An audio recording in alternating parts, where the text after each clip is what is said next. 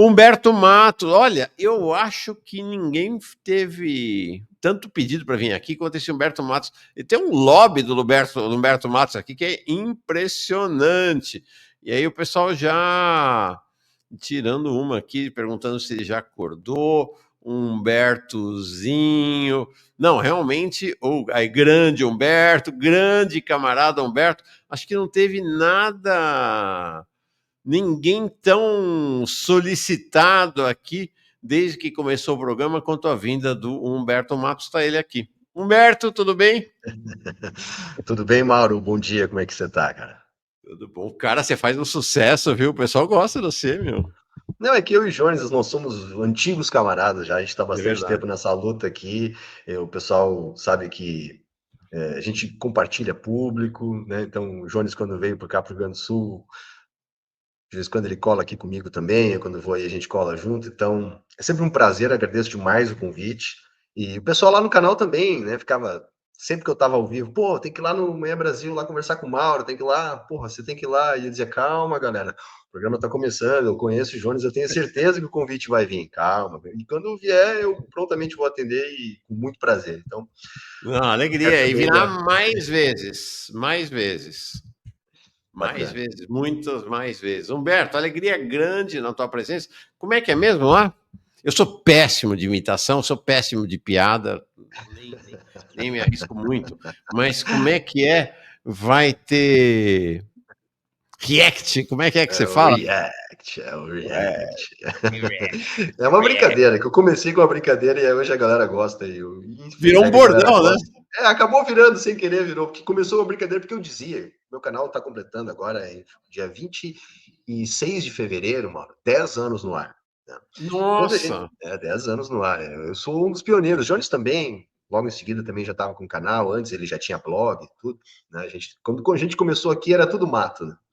E eu dizia lá no início, né, que React era prostituição, que eu não ia fazer React, não sei o quê, sabe? Enfim, virou 10 anos aí, o algoritmo é cruel com a gente para que a gente consiga se manter aqui, enfim, exige muito conteúdo, né?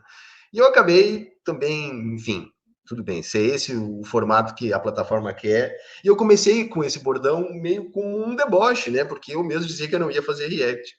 E, enfim, mas tudo certo. Eu acho que se a galera gosta, não tem problema nenhum. E Agora, o não, é importante é maior que a gente. sucesso. E aqui a Glau já tá me corrigindo, não é react, né? React. Como é que é? Fala aí, rapaz. Eu não sei falar, não. React. Ah, pronto, é isso aí. O pessoal gosta muito. É, tem um outro aqui, né? O Estamos de volta. Ei. Esse aí eu assusto a galera, né? Porque Ah, a nossa live de gravação, eu sempre faço um intervalo, né, para comer o cacetinho. Então a gente grava um pouco, eu digo, galera, segurem aí que agora eu vou comer um cacetinho, né? Que como nós gaúchos chamamos aqui, sei lá, pão francês, sei lá como é que se chama aí na terra de vocês. E aí a galera brinca. Aí quando eu volto, eles estão lá conversando no chat, eu sempre assusto ele com Estamos de volta! Ele falou que susto. Eu disse, olha, vocês já acordaram porque nós vamos começar. esse negócio de cacetinho realmente é esquisito para quem não é do Rio Grande do Sul. Eu tive aí recentemente em Porto Alegre, devia ter ido te visitar, mas passei muito rapidamente e fui com um casal de amigos exatamente comer um pão com manteiga na chapa. Eles disseram, não, vamos lá comer um cacetinho. Eu falei, que? Comer um cacetinho? Esquisito isso, mas deu certo, foi bom, bem gostoso. E o RM diz, o Mauro realmente é péssimo de imitação, sou mesmo, sou mesmo. Né? O Humberto é bom demais, está aqui o Guilherme com a gente. Já pode chamar o Humberto de dinossauro do YouTube. Então, por que você foi entrar nessa coisa da comunicação popular? Cara, eu sou professor há 20 anos, né? Eu sou professor de história, né? Eu tenho especialização na área da filosofia e da sociologia. E quando a gente teve as jornadas de julho, né? Que eu acho que quando começou a entrar em ebulição o nosso país, né? Em 2013, né? 2013, exatamente. Eu já era professor há um tempo e eu comecei a sentir necessidade. Me preocupou aquela situação porque eu não era um militante, eu já me considerava um marxista, né? Enfim, quanto linha de pesquisa na história e tal. entendia que o capitalismo deveria ser superado, mas eu estava mais focado em dar minha aula, e naquele momento despertou em mim um senso de necessidade de trabalhar para além dos muros da escola, começar um trabalho de militância efetiva. E aí, Uhum. a minha ideia inicial era, eu morava na época na cidade de Tramandaí, litoral norte do Rio Grande do Sul, uma cidade de mais ou menos 50 mil habitantes. A minha ideia era fazer uma militância local, com ex-alunos, com amigos, com pessoas do trabalho, e criei uma série de estratégias para começar essa militância, que nós começamos chamando na época de saia da Matrix, né? Assim, a ideia é que a Matrix seria o capitalismo, nós deveríamos sair. E de todas as coisas que eu fiz na época, uma delas era criar um canal no YouTube, né? Mas era uma estratégia com várias outras coisas mais centrada na cidade. O que aconteceu? Todas as outras estratégias naufragaram e o YouTube começou a caminhar com as próprias pernas. E eu disse, bom, então se é isso aqui, vamos para isso aqui. Aí percebi que havia um nicho muito grande, porque a direita andava de braçada na internet naquela época. Uhum. Só o que se tinha era canais anarcocapitalistas, neoliberais, conservadores. Os comunistas estavam com uma comunicação muito institucionalizada, né? Um molde ainda do século XX, parecia que não tinha entrado no Uhum. século XXI ainda. E aí eu senti que tinha uma lacuna muito grande na área da economia política no debate na internet, que era basicamente o foco da direita se comunicando na internet. E eu gostava de Marx, já tinha tido contato com os textos de Marx, enfim, na época da faculdade. Eu decidi me aprofundar na questão da economia política. Então, eu passei um longo período estudando bastante isso e produzindo aqui para o YouTube vídeos ensaio, vídeos. Numa época, Mauro, que dava para a gente produzir assim, tipo, um vídeo a cada 15 dias, sabe? Uhum. Um vídeo por mês, e a gente conseguia. Então, era um outro trabalho. Então, era um trabalho de leitura exaustivo, ali, às vezes, 2, 3 livros, ou capítulos de 2, 3 livros, mais montava um roteiro sobre algum assunto da economia política e soltava o vídeo. E aí o canal começou a andar, enfim, e estamos aí, vai fazer 10 anos agora, dia Legal. 26, se eu não me engano. Mas, de fato, essa é uma característica, né, do seu canal e da sua trajetória. Né? Apesar da sua formação em história e você ainda está profundamente assentado nos temas da história, você derivou para as questões da política econômica e da economia de uma maneira geral e se tornou uma referência também no debate econômico. Né? Bem legal isso, bem legal. Eu acho bacana, cara, porque assim, quando eu comecei, não tinham pessoas com foco na economia, né, com um viés de esquerda, tu tinha com focos em outras questões. Hoje eu fico feliz de eu poder abordar outros temas, falar questões da história, da sociologia, porque já tem mais gente qualificada. Então, isso é muito bom, né? A gente ter outros Legal. canais, né? Eu me lembro lá no início, quando basicamente tinha o meu canal, o de Jones e o de Sabrina Fernandes, sabe? É, E aí depois veio toda uma outra geração, depois toda uma outra, e as gerações que começaram continuam aí. Claro, a Sabrina tomou um outro caminho, ela continua uma militante, enfim, uma professora, uma escritora, não está mais aqui no YouTube, mas o Jones está aqui, a gente tem outros que também já estão há bastante tempo, tipo o João Carvalho, que já esteve aqui com vocês há bastante tempo, enfim, temos uma nova geração, e é muito bom a gente estar podendo fazer esse debate de maneira mais qualificada e engajando bastante, que o nosso trabalho é de agitação e propaganda, sim, né, Mauro? sim, sim, super. É. Agitação e propaganda no sentido leninista da palavra, né? A agitação, Tá. temas mais rápidos. Eu faço bastante agitação aqui. O Jones, por exemplo, faz mais propaganda, que é tentar mergulhar um pouco mais.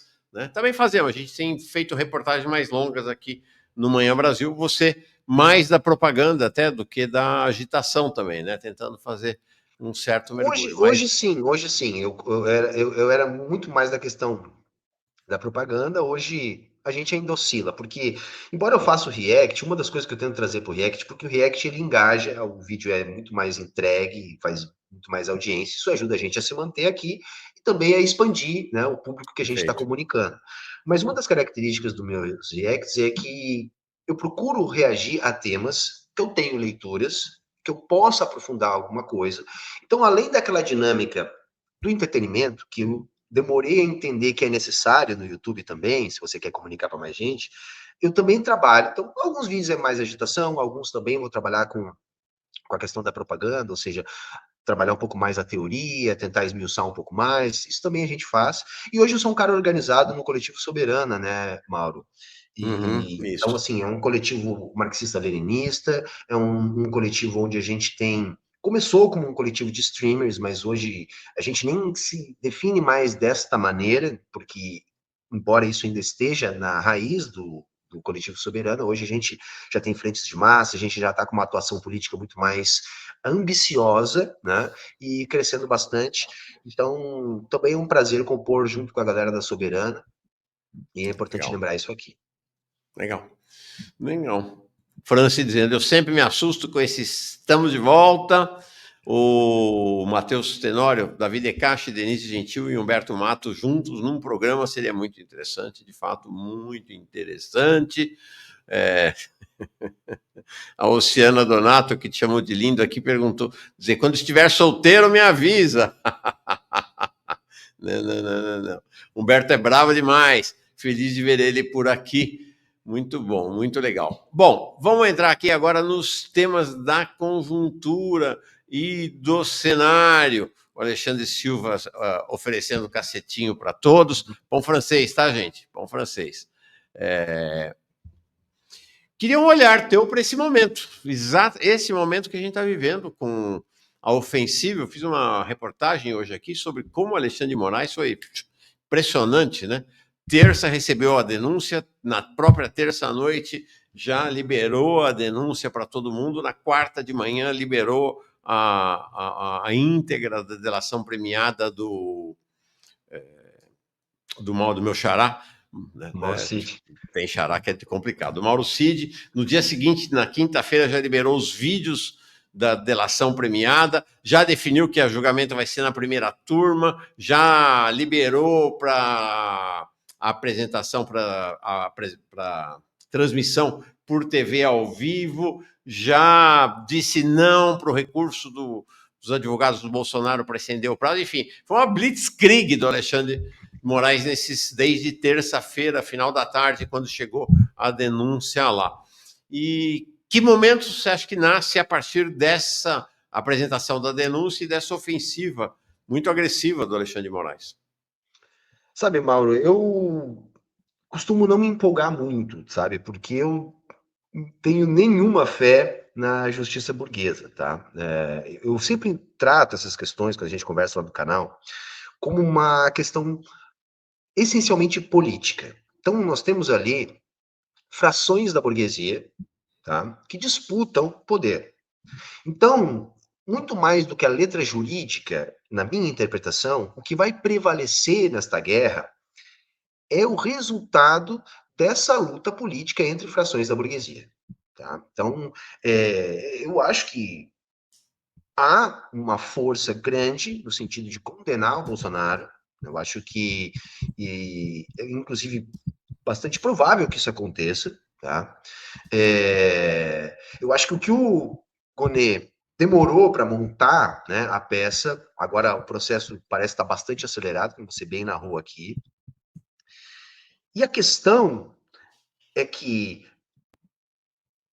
o bolsonarismo não vai morrer necessariamente com o Bolsonaro. Sabe? Eu acho que a sequência dos atos agora vão definir a reorganização da extrema-direita no Brasil. Uhum. Tá? Então é muito importante que a gente, claro, esteja atento nisso. E também tem um outro elemento, tá? Porque assim, desde então, eu estou procurando, desde o início desses fatos que você narrou, Mauro, eu estou procurando ter acesso, né, aos vídeos, aos documentos, e também a opinião de pessoas do direito, né, que já estudaram a peça inteira. E me parece meio consensual que a peça entregue pelo Gonê é boa, em termos de ser uma história bem contada, que relaciona muito bem aquilo que está na delação, nas delações, com aquilo que se tem de documentação. Então, vejam, enquanto material jurídico para a condenação, né, segundo a lei burguesa, eu acho que não há a menor dúvida. Não há a menor dúvida, assim, a farta documentação de todas as partes do processo, de todos os envolvidos, mas o saldo político desta peça bem montada vai ser dado pela disputa política. Porque, por exemplo, a gente sabe, eu disse isso creio que também é uma opinião que Jones compartilha, o Bolsonaro, ele não é o chefe do esquema.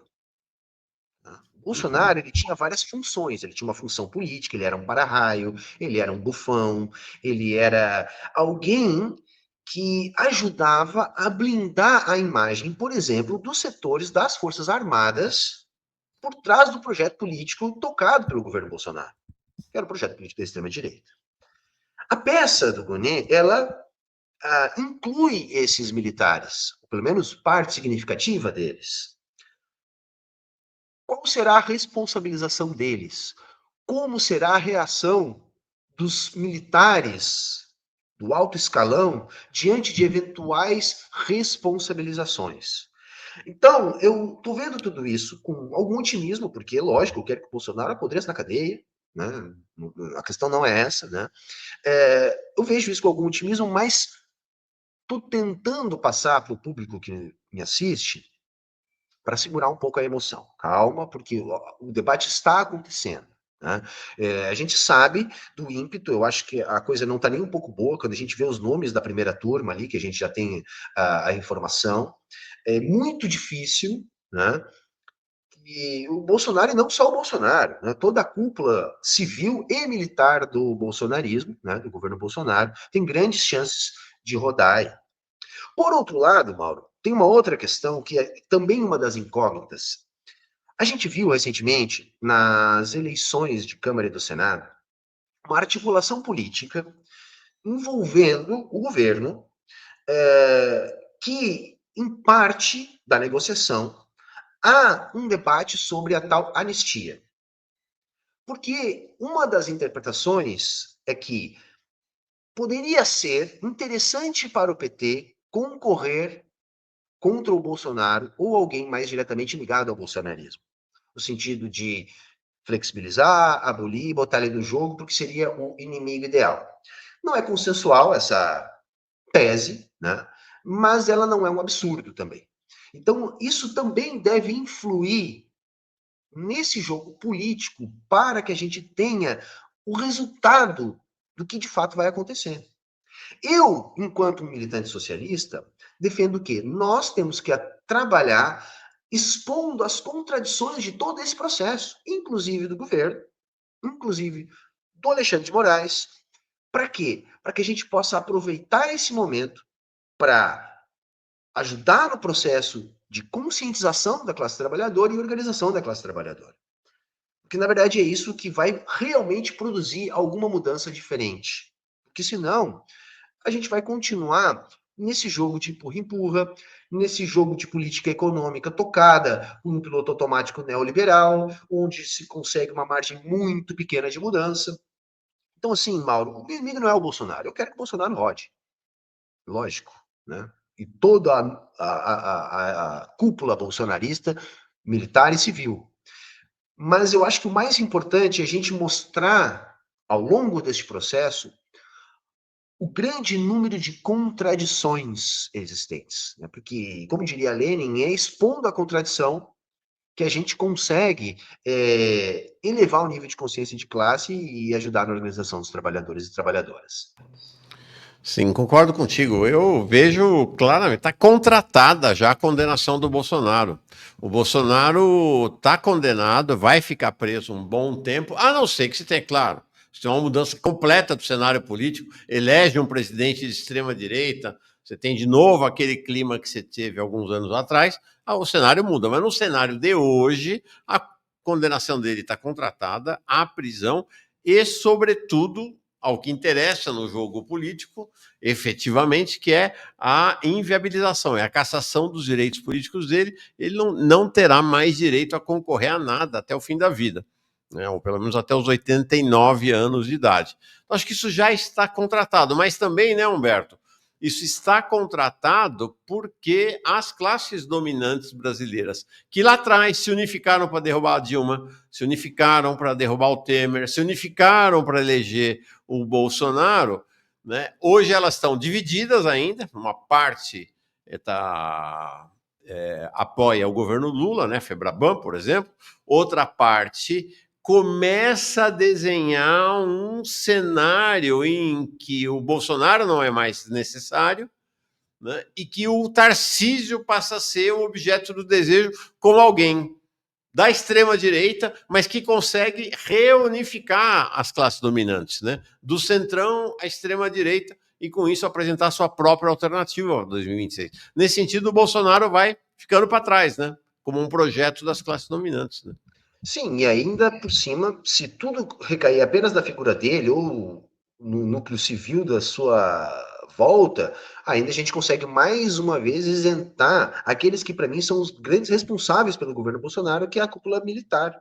Né? Então, assim, se isentariam os militares, talvez Sim. alguns militares também rodem, é possível que alguns rodem ali, os mais diretamente envolvidos também vão, mas a gente sabe que não são só esses diretamente envolvidos. Sabe, nós não podemos comprar a ideia, tá? E é uma coisa que é importante a gente sempre lembrar para a nossa audiência, de que os militares da ativa, da cúpula militar, salvaram a democracia. Tá, gente, isso é falso, tá? Também não é verdadeiro que só o almirante Garnier estava envolvido assim mais prontamente. Esse talvez tenha sido o mais ativo, o mais escancarado. Mas o que eu chamo a atenção sempre e essa é uma avaliação obviamente subjetiva, mas é uma avaliação que eu partilho, eu acho que o fator mais determinante para que as Forças Armadas não tenham levado a cabo o projeto golpista foi a falta de apoio internacional, que eles tentaram angariar, eles precisavam de uma chancela, tá? Sobretudo dos Estados Unidos. Vamos esquecer, não vamos esquecer daquela reunião com os embaixadores, teve declaração do próprio Mourão, né? Dizendo nas entrelinhas que, olha, não dá porque quem é que vai segurar as pontas lá fora, o ambiente lá fora não adianta. Então é isso que fez, na minha interpretação, eles puxarem o barco. Claro, não é o único fator, mas eu classifico esse fator como mais determinante, né? Para que eles tenham não desferido o golpe, tá? Então é sempre bom lembrar. E a condenação do Bolsonaro também pode passar por isso, né? Sim. Mais uma vez isentar a parte das Forças Armadas. Eu olho para a situação argentina e quero te ouvir sobre isso, porque eu sei que você acompanha par e passo, né, a evolução da Argentina e como esse tema da unificação das classes dominantes é relevante, né? É relevante, porque a gente às vezes tem a ilusão, né, que no governo Temer, não, agora vai ter um escândalo, né? E esse escândalo vai derrubar o Temer. Não, a popularidade dele caiu e por conta disso ele está perdido, está liquidado, né? O Temer teve um escândalo atrás do outro, popularidade a 5% e a unificação das classes dominantes, aí eu estou dizendo, da Febraban, a Globo, a Folha, ao Centrão, essa unidade garantiu estabilidade para ele. Nós estamos vendo na Argentina, foi chocante ontem, né? Menem 2, a missão. O Milley, né, envolvido no maior escândalo de corrupção da história da Argentina, essa história das cripto. Um negócio assim, você pega o Clarim, você pega o La Nación, todo mundo caindo de pau nele. Chegou no Congresso, o Senado, por um voto, precisava de 48 votos, não deram apenas 47 votos e não vai ter investigação do escândalo e não há ameaça dele perder o mandato, cara. Impressionante, né? Que loucura, né, cara? Qual a sua avaliação da Argentina? Cara, a Argentina, eu tenho dito, claro, né, uma forma de tentar demonstrar a minha interpretação, que quando o Milei sair, vai ser que nem a Alemanha no pós-guerra, vai ser que nem o Japão depois dos bombardeios, no final da Segunda Guerra, né, assim, em termos econômicos. O que o Milei está produzindo na Argentina é uma hecatombe econômica, tá? Quando a gente olha os dados da indústria da Argentina, são coisas assim, que nem mesmo países sobre pesadas crises econômicas conseguem produzir. O nível de desindustrialização da Argentina. O Milei está agravando o problema central da economia da Argentina. Mauro, veja, o principal problema da economia da Argentina é que eles não conseguem criar uma moeda, tá? Veja, moeda não é tão somente um meio de troca, tá? Moeda é quando o país consegue, quando é que o país tem uma moeda soberana, como os economistas gostam de chamar. Quando o país ele emite a própria moeda, quando o país emite títulos públicos precificados nessa moeda, quando o sistema bancário do país é solvente e quando esse país tem um bom volume de reservas internacionais. Quando o país tem esse conjunto, tá, a gente costuma dizer que o país tem uma moeda forte, uma moeda estável, uma moeda soberana. O grande problema da Argentina é que ela não tem uma moeda soberana. O governo argentino, o Banco Central da Argentina, não consegue precificar seus títulos públicos em pesos, não consegue desdolarizar a sua economia. Qualquer pessoa que já viajou para a Argentina, né, sabe que até tem uma brincadeira, né, que os argentinos, que a gente faz aqui no Rio Grande do Sul, devido à nossa proximidade com a Argentina, com os argentinos, que é o seguinte, né, que o argentino aceita tudo, peso, real, dólar, euro. O argentino só não aceita que o Pelé é melhor que o Maradona.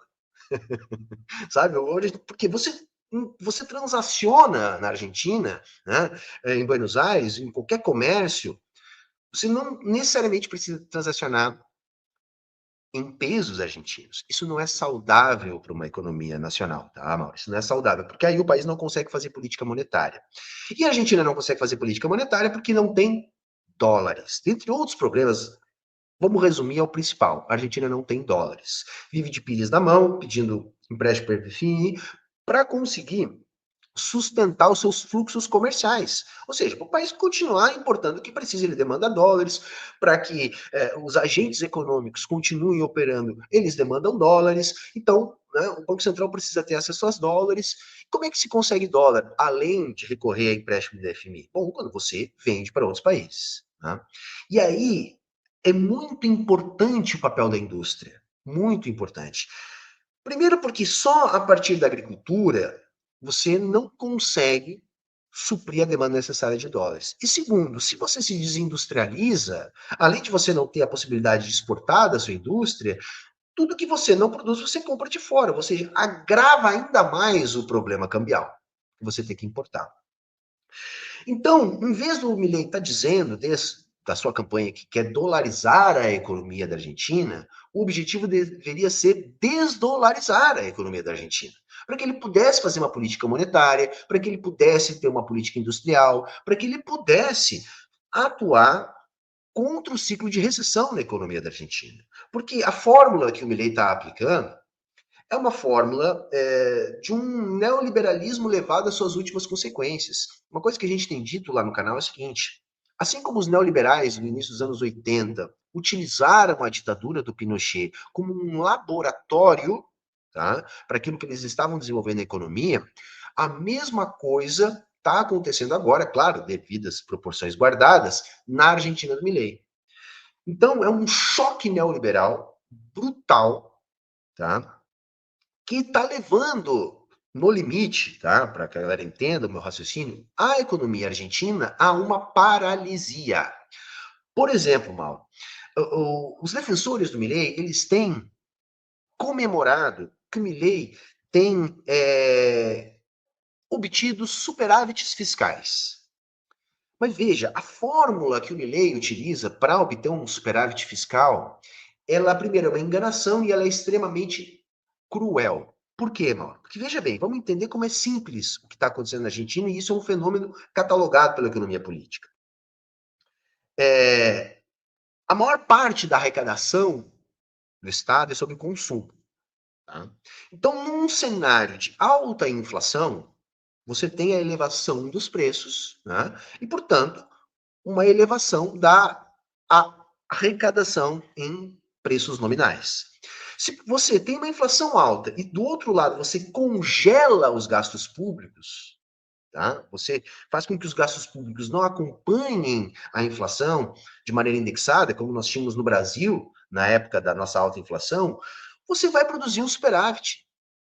Entende? Porque você congela os gastos públicos a um dado momento do tempo, a um montante, e ignora a inflação que está corroendo a capacidade desses gastos públicos de atender às demandas públicas, enquanto, por outro lado, a arrecadação continua seguindo o avanço da inflação. Ou seja, o superávit do Milei é produzido pela inflação alta e pelo congelamento dos gastos públicos. Só qual é o resultado prático disso? O aumento explosivo da miséria, da fome. Por que que os argentinos, né, pequenos burgueses, classe média alta, invadiram o Brasil? Porque o Brasil está barato para eles, nesse sentido. Porque aqueles argentinos que conseguem ter sua renda atrelada ao dólar, e nós estamos falando de burguesia e pequena burguesia, né, eles conseguem se manter na Argentina com produtos muito caros, né? E quando eles vêm aqui no Brasil, eles estão no paraíso, porque aí fica desproporcionalmente barato para eles. Acontece que a esmagadora maioria de trabalhadores e trabalhadoras argentinos não conseguem ter sua renda atrelada ao dólar. E para eles está violentamente difícil se alimentar, morar, pagar sua água, sua luz. Por isso que a gente está vendo a explosão do aumento da pobreza, da miséria na Argentina. Então, assim, a realidade da economia da Argentina é essa. Ele está levando a economia da Argentina para o colapso. E eu vou dizer uma última coisa aqui, antes de passar a palavra, Mauro, porque eu falo para caramba, você já deve ter percebido. É que, assim, ó, tendencialmente pode começar a acontecer uma redução da inflação na Argentina, nesse projeto do Milei. Por quê? Porque de tão anêmica a economia, quando você reduz muito o nível de atividade, a economia capitalista ela começa a entrar em paralisia. Tá? E aí você começa a ter um efeito contrário. A inflação não escala porque os agentes econômicos não conseguem vender porque não há renda para consumir. Entende? Então, eles vão logo, ó, escuta o que eu estou dizendo, logo nós vamos ver os nossos liberais aqui comemorando a redução da inflação na Argentina, ignorando que essa redução da inflação está vindo junto com níveis anêmicos de atividade econômica, o que significa que ninguém está conseguindo vender nada. Tá? Uhum. Então, pode acontecer isso também nos próximos meses. Sim, e você para um ciclo de não apenas de recessão, né, mas de depressão lá na Argentina, né, com a inflação negativa, mas porque o processo produtivo está se paralisando. Mas deixa eu te perguntar uma coisa sobre a Argentina, ainda para poder mudar de assunto depois. Cara, eu tinha uma expectativa grande de uma resistência de mobilização dos trabalhadores e trabalhadoras argentinas grande, né? Tinha uma expectativa grande de mobilização grande. E não está acontecendo, né? Não está acontecendo. Como é que você examina esse cenário? Porque assim, né? Eu vou dizer, brasileiro não vai muito com a fachada de argentino, né? O negócio é argentino. Eu adoro os argentinos e argentina porque é gente que briga, é gente que vai para cima, que, né? Às vezes a gente acha até meio arrogante, mas é uma coisa assim. Essa característica brigadora da Argentina e do argentino é muito marcante. Por que é que não estão acontecendo mobilizações? Qual é o seu olhar, né? Sua análise da razão de não estarem ocorrendo as mobilizações lá? Olha, assim, tudo isso entra na conta da ideologia, né? Mas a gente tem que explicar. A raiz é parecida com aquilo que você citou. Por que que o Temer, com 4% de aprovação, conseguia ter Congresso, conseguiria ter a maioria política? Por que que ele formou o consenso entre a direita? E quando há esse consenso, nós temos que entender que existem aparatos de dominação ideológica, né, que são dominados pela direita. Nós estamos falando dos grandes canais de comunicação, os grandes portais de notícias, os grandes jornais, rádios de TV, e assim por diante. E também os aparatos de Estado, né? Então você vai ter a ideologia que é reforçada a partir do projeto educacional, a partir da linha do executivo e assim por diante. Então, isso tudo soma. Outro detalhe que a gente também tem que dizer é, tá tendo briga, né? Tá tendo briga, tá tendo muita repressão à manifestação, os movimentos sociais estão se organizando. Só que uma coisa que eu perdi um pouco das minhas ilusões, porque quando eu comecei aqui, eu sempre dizia, olha, uma hora vai estar tão ruim, que as pessoas vão começar, né, que aquilo que eles escutam pela TV vai estar numa contradição tão grande com a realidade que entra pela porta, que as pessoas vão começar a se organizar. Eu acho que na era da tecnologia que a gente está agora, a gente tem mais um fator agravante. Não que isso não tenha acontecido sempre no capitalismo desde a época de Marx. A gente pega os estudos de Marx, onde ele aborda a questão da ideologia, isso já está presente, né? Mas eu acho que hoje tem um componente novo, né? Que é esse ambiente digital que nos fragmenta em guetos digitais, onde as pessoas simplesmente, muitas vezes, não têm acesso à versão contraditória. Ou quando tem, é naquela dinâmica da fake news. Isso agrava muito. Outra questão que também colabora para a desorganização da classe trabalhadora. Isso que, no jargão do inglês, a gente chama de gig economy, né? Ou, como eu prefiro chamar, essa precarização do trabalho, essa uberização do trabalho, produziu uma mudança nas relações de trabalho, onde hoje Uhum. você não tem mais espaços de trabalho, onde você tenha oportunidades para que os trabalhadores que estão submetidos à mesma realidade de precarização possam conversar, trocar. Sabe, o entregador do iFood, o motorista do Uber, ele está Sim. sozinho ali. O contato dele é com o aplicativo. Então é muito mais difícil de organizar esses trabalhadores do que na época que você tinha fábricas com 4, 5 mil trabalhadores.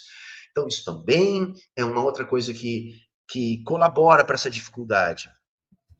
Então, assim, eu acho que é uma união de fatores. Eu acho que a questão do controle midiático, né, da direita, sobretudo quando ela entra em consenso para tocar um projeto Uhum. que elimina ou que ameniza as suas frações de classe, a própria dinâmica das redes, a própria dinâmica do mercado de trabalho. Eu acho que tudo isso dificulta a organização dos trabalhadores. Uma outra questão, né, Mauro, que também eu acho que tem a ver com isso, né, enfim, eu tenho que falar desse debate. Eu acho que a esquerda comunista, né, ela, parte significativa dela, capitulou muito junto com a queda da União Soviética.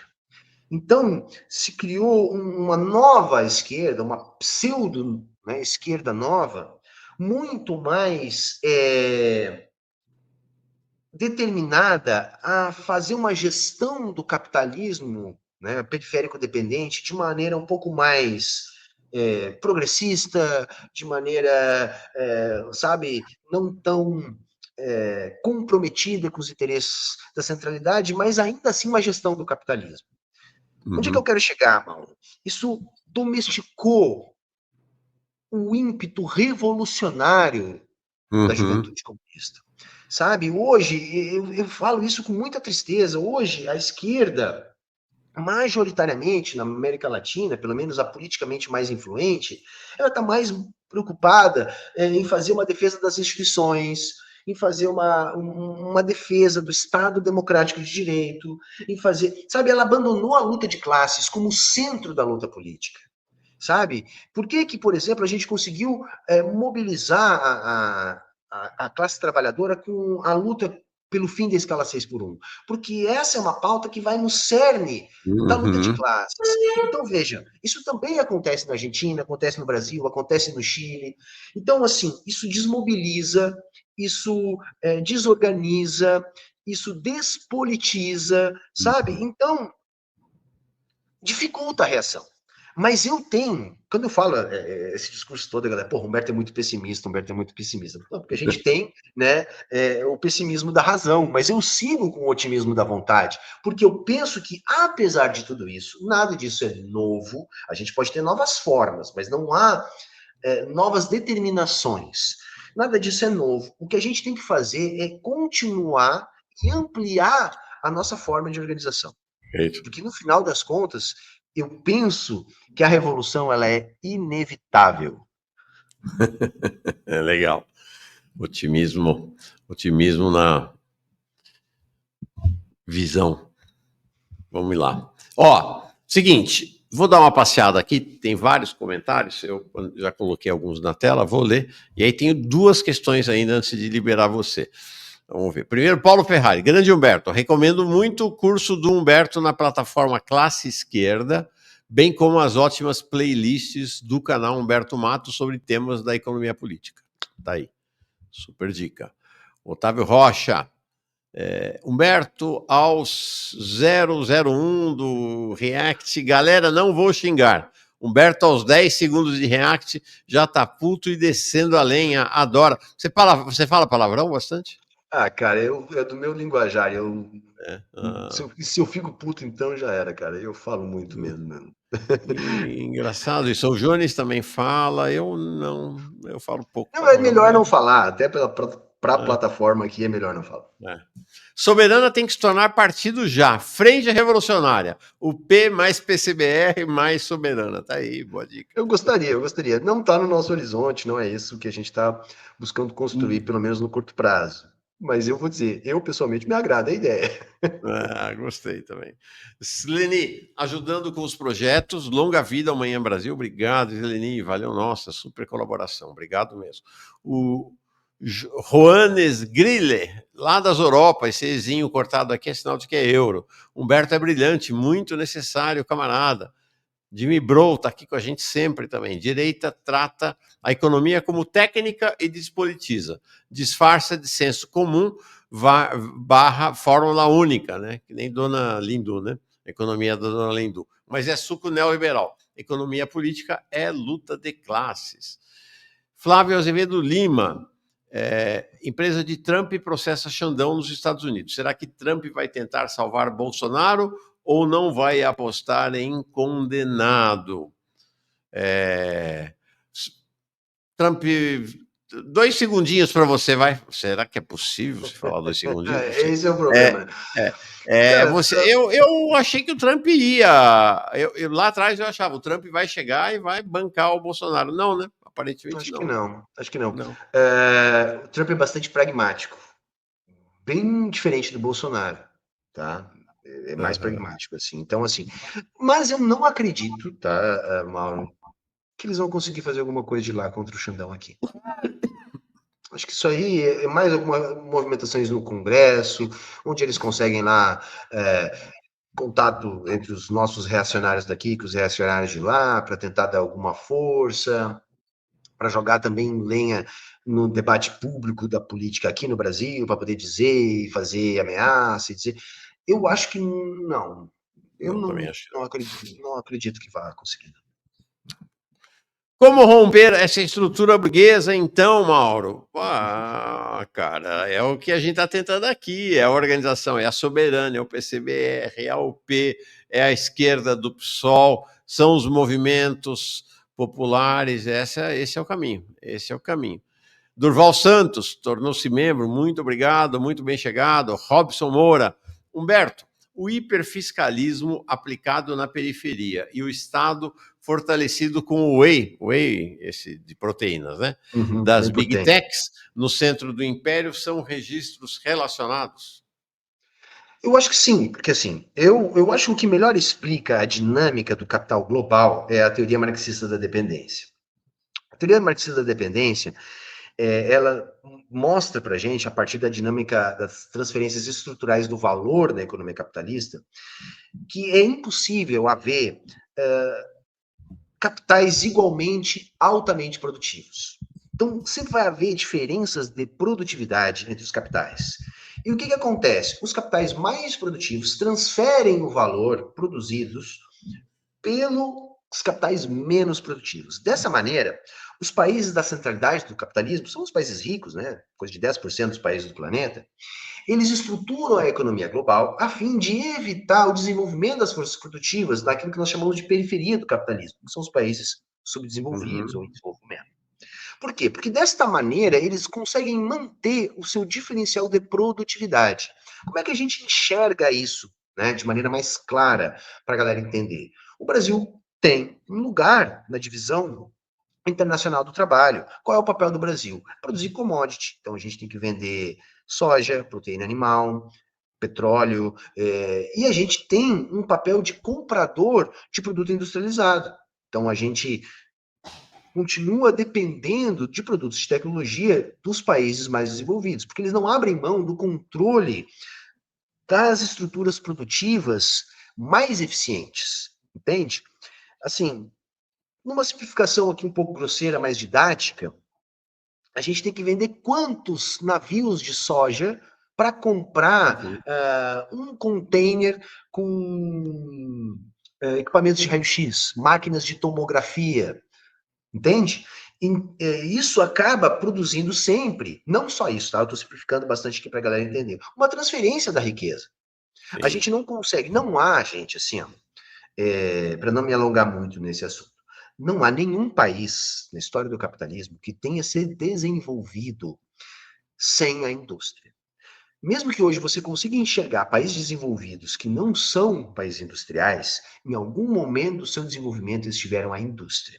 E quando é que eles vão ter essa indústria? Por que eles vão ter essa indústria? Como é que eles vão desenvolver essa indústria? Porque o capital que vai se formar pela acumulação primitiva de capitais, aí você fala em cercamentos na Europa, colonização da Ásia, da África e das Américas. Esse processo concentrou um capital que depois vai ser transferido para gerar a indústria, e aí essa indústria consegue desenvolver a economia capitalista. Se hoje esses países não têm mais indústria, é porque eles transferiram as plantas produtivas para onde é mais barato produzir, mas eles continuam controlando o setor de engenharia, setor de patentes, royalties, ou seja, eles passaram pelo arco da indústria, diferente de nós, que não chegamos a nos desenvolver enquanto uma nação industrial, e a nossa industrialização foi abortada, e nós não temos hoje serviços sofisticados. Hoje a nossa economia é baseada em serviços extremamente simples. Então, é uma economia de barbearias, de padarias, de pequenas lojinhas, e isso não tem como produzir melhores salários, né, que vão desenvolver mais a economia. Então, veja, essa relação ela existe porque a economia política vai sempre demandar que os países periféricos do capitalismo não desenvolvam a sua economia capitalista a fim de se manter nessa relação de dependência.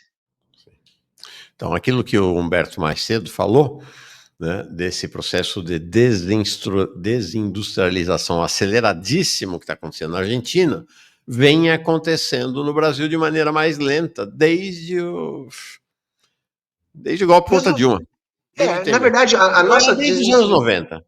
Né? Fala. assim, Mauro, para você ter uma noção, Mauro, até meados dos anos 80, a nossa indústria era do tamanho da indústria da China.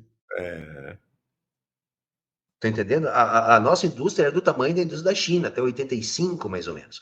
Claro, vai começar a haver uma deteriorização da nossa indústria com a crise da superinflação.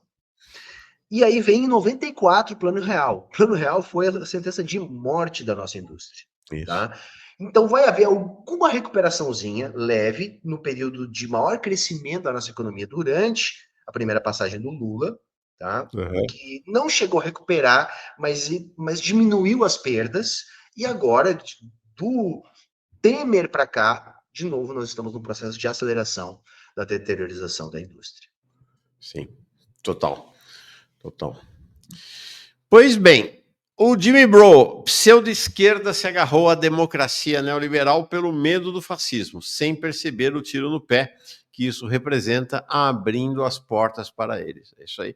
Tenho dito sempre aqui, se olhar todos os governos assentados na lógica da democracia liberal e do neoliberalismo com faceta progressista, do Biden, ao Fernandes aqui embaixo na Argentina, ao Draghi na Itália, ao Scholz, todos ou entregaram ou devolveram o poder para a extrema-direita. Esse é o nosso risco aqui também, né? Vox, lá do Rio Grande do Sul, presidente, de Porto Alegre. Dito isto, é tarefa de todo trabalhador se organizar. PCBR, Soberana e UP estão aí. Salve de Porto Alegre, camarada Humberto. Salve. Deixa eu te fazer uma questão. Tem aparecido muito aqui demanda para trazer a Maria Lúcia Fatorelli, nada contra ela, maravilhosa, mas para tratar da questão da auditoria da dívida pública, ou desse movimento auditoria cidadã da dívida. E eu tenho evitado, já falei aqui, olha, a gente está fora desse negócio, não é a nossa praia e tal, mas nunca fiz um debate um pouquinho mais assertivo em relação a esse tema, e eu sei que você tratou ao longo dos últimos tempos e trata com propriedade desse tema. Então, eu queria te perguntar a tua posição em relação a este projeto da auditoria cidadã da dívida. Mauro, esse Você é dá um assunto. risada, né? Não, eu dou risada, mas assim, porque é um assunto delicadíssimo, tá? É um vesper mexer nisso aí, tá? E eu vou tentar tratar o assunto aqui da maneira mais respeitosa e técnica possível, se é que é possível, né? Porque a gente sabe que a gente tem sempre o nosso viés político. Mas o ponto é que a Auditoria Cidadã da Dívida, né, a ACD, como a gente chama, ela é um grupo que atua aí pleiteando que a dívida pública brasileira seja auditada há mais de 20 anos. Na verdade, aí já começa um pouco da confusão, tá? Para a gente começar a entender o processo do porquê da crítica à Auditoria Cidadã da Dívida. Quando a Auditoria Cidadã da Dívida começou, Mauro, o grande debate na economia brasileira, tá? Você certamente vai lembrar, era a dívida externa. É Uhum. só o que se falava nos noticiários de economia, a crise da dívida externa. Você deve lembrar, eu lembro, enfim. E quando a auditoria cidadã começa a se formar, aquilo que depois vai dar origem a ela, era uma questão de tentar enfrentar este problema. Tá? Então aí nós já temos que separar, né, o joio do trigo. Quando nós tivemos a Constituição de 88, esse debate sobre a dívida era muito relevante. E se colocou na Constituição a necessidade de auditar esta dívida. Tá? Baseada nessa premissa é que nasce a Auditoria Cidadã da Dívida. Então, seria uma proposta constitucional, construída a partir de um problema concreto gravíssimo que o Brasil vivia, no final dos anos 80 até 94, ali, com o Plano Real, que era a dívida externa. A questão é que hoje nós não temos mais uma dívida externa. Tudo bem, dá para a gente apontar um ponto aqui ou outro, mas em geral, Mauro, o Brasil hoje ele é um país credor em dólar. Tá? O Brasil hoje é um país credor em dólar. O Brasil tem um grande volume de reservas internacionais. Tá? Então hoje o quadro é rigorosamente diferente. De um Brasil que não tinha dólares e tinha uma grande dívida externa, para um Brasil que tem amplas reservas em dólar, praticamente não tem dívida externa. Tá? Os títulos públicos brasileiros hoje eles são quase que 100% precificados em real. Então, hoje a nossa dívida ela é interna. Uhum. Interna. A crítica da auditoria da dívida começa da seguinte maneira: olha, tudo bem, a dívida hoje é interna e não é mais externa. Contudo, a dívida externa foi transformada em dívida interna. Então, hoje, se nós temos um problema de dívida pública no Brasil, ele ainda é o mesmo. Essa dívida é fraudulenta, ela precisa ser auditada, tá? Esse é o argumento.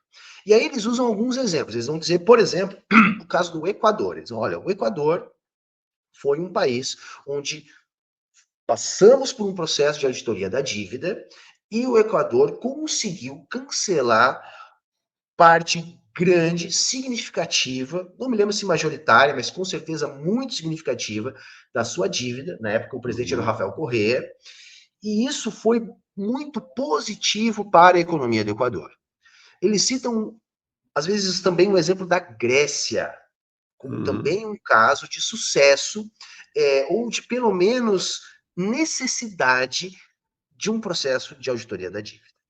Qual o problema destes exemplos, Mauro? Tanto Grécia quanto o Equador não são países emissores de moeda, são Uhum. países usuários de moeda. Então, no caso do Equador, tem uma economia dolarizada, no caso da Grécia, é o euro. Nesses casos, ok, porque aí o país ele não emite a própria moeda, a dívida que ele tem é uma dívida com o país emissor dessa moeda, então cabe sim o exemplo da Auditoria Cidadã da Dívida. A questão é que a dívida pública brasileira é absolutamente diferente, porque ela é uma dívida Uhum. interna expressa em moeda nacional. Se a gente topasse fazer a auditoria da dívida, né, e eu já vou dizer aqui por que isso não é necessário, quais seriam os efeitos práticos disso? Tá? O efeito prático disso é teríamos elevação da taxa de juros. Tá? Isso é inevitável, porque vejam, o Banco Central brasileiro não tem instrumentos para controlar os juros futuros. Ele até poderia ter, mas ele praticamente não tem. Costumo dizer que não tem. Se inicia um processo de auditoria da dívida, o que o mercado entende, irmão? Olha, estão querendo auditar aqui esses papéis da dívida pública. Se forem encontradas fraudes, o que nós vamos fazer? Bom, não teria outra coisa a fazer a não ser cancelar, né, esses contratos, por exemplo, como eles fizeram no Equador. O que o mercado vai entender disso? Ele vai ver que há um aumento do risco no negócio Uhum. dele. Então ele vai elevar os juros. Ele vai elevar os juros. E o grande problema hoje da dívida pública no Brasil é justamente o quê? A taxa de juros. Uhum. Estão entendendo? A Auditoria Cidadã da Dívida, ela usava mais, agora parece que está usando menos, mas ela usava recorrentemente um gráfico de pizza mostrando a execução do orçamento federal. Então ali eles mostram, olha, metade da execução do orçamento federal é juros e amortização da dívida. Então tem 50% dos gastos do governo, não é bem assim, tá? Eles fazem uma confusãozinha ali, mas vai, para ficar didático aqui. 50% dos gastos do governo, dívida pública. Aí você olha para a educação, 3, 4%, você olha para a saúde, 10%, 9%, sabe? E aí as pessoas ficam, não, peraí, isso aí tudo para banco, tudo para sustentar banco, e aí para educação não tem dinheiro, e aí para saúde não tem dinheiro. Só que isso induz a um erro, mal, porque veja, quando você olha o gráfico de pizza do período Lula, seja da época que o Brasil crescia mais, ou seja de agora, e você compara com o gráfico de pizza da época do Temer ou da época do Paulo Guedes, do Bolsonaro, você vai ver que o montante pago com juros e amortizações no governo Lula é muito maior que o montante pago com juros e amortizações, por exemplo, no Sim. período Temer e Bolsonaro. Então, no gráfico de pizza, você olha no Lula, você tem uma parte muito maior ocupada que no Temer e no Bolsonaro. Então, quer dizer que Temer e Bolsonaro são mais inimigos dos banqueiros que o Lula? Eu acho que não é uma boa chave de interpretação. Eu acho que não tem grande diferença. A questão, o que é que mudou? O juro estava muito menor com o Temer e com o Bolsonaro. O que eu estou tentando explicar aqui da maneira mais didática que eu consigo?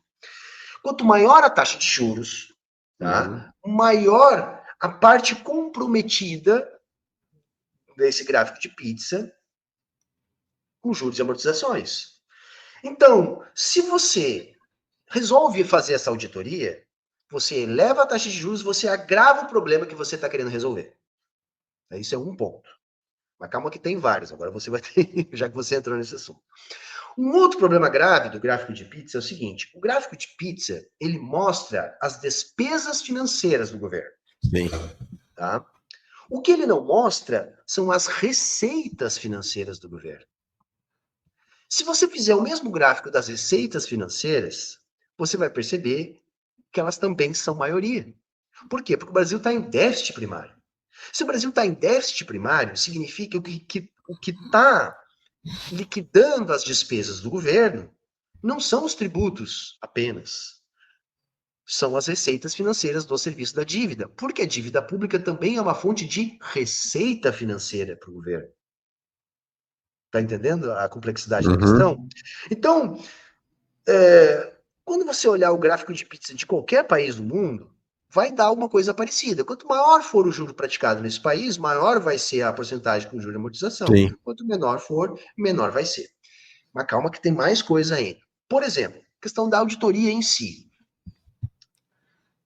Os dados sobre a dívida pública, sobre os títulos públicos brasileiros, tá? Eles são, Mauro, públicos. Uhum. Quer um de nós que entenda de títulos públicos, da dinâmica dos títulos públicos, dos tipos de títulos públicos, que saiba ler os balancetes do Banco Central, consegue fazer uma auditoria. Uhum. Então tem um outro argumento contra a auditoria, que é o seguinte: não precisa. Precisaria, Mal, no caso da dívida externa, teve muita Que os falcatrua. dados não eram públicos, claro. Os dados não eram públicos, eram feitos com contratos que cada contrato era negociado à sua forma. Hoje em dia, não existem mais os contratos como existiam antigamente. A manipulação dos títulos públicos pelo Banco Central, ela é feita num piloto automático.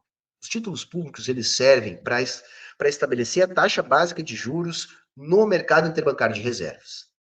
Então, cada vez que o Copom altera a taxa de juros, o Banco Central atua comprando e vendendo títulos para colocar a taxa de juros onde eles querem, tá?